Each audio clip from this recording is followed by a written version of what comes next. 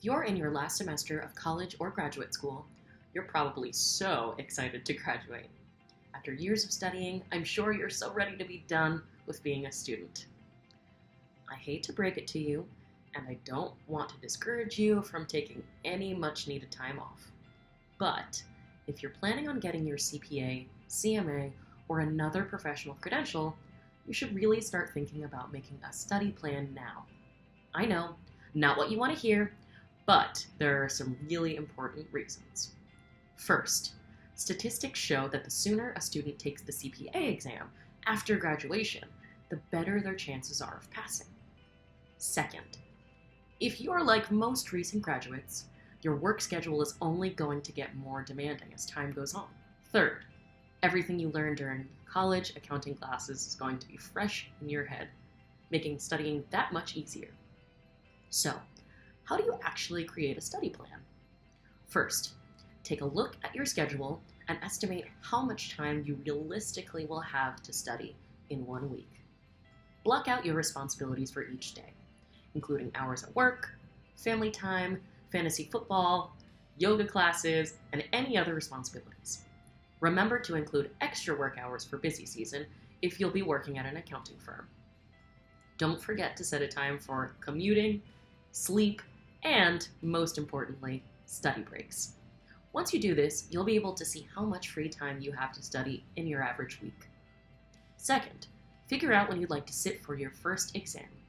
Keep things like testing windows and blackout periods in mind to ensure that you're aiming for a date when the exam is actually available. Work backwards from your exam date and determine how many weeks you have to study.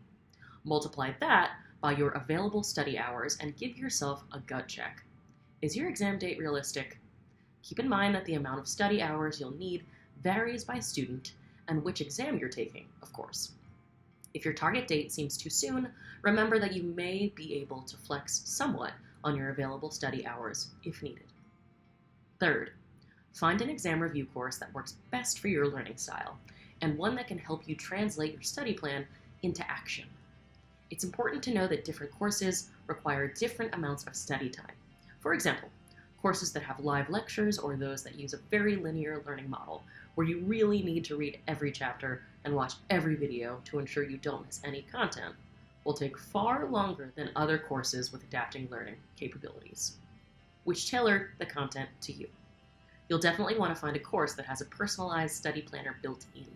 This can be really critical to keep you on track to pass, especially if the course takes into account your exam date and modifies your plan accordingly. Lastly, you'll need to stick to your plan. One strategy a lot of students have found successful is to dedicate short amounts of time to brief, focused study sessions. Tackle 20 MCQs before breakfast, listen to an audio lecture on your commute home, watch a video while you work out. It can seem far less daunting and actually more effective to study this way rather than trying to set aside 5 or 6 hours in one chunk. Just be sure that you choose an exam review course with content that's structured to support this kind of micro-studying approach. The most successful CPA candidates approach their study efforts with tenacity. That doesn't mean you have to replace all your non-academic activities with exam prep, but once you get on a great study schedule, you'll be so prepared you won't need to do any last-minute cramming again.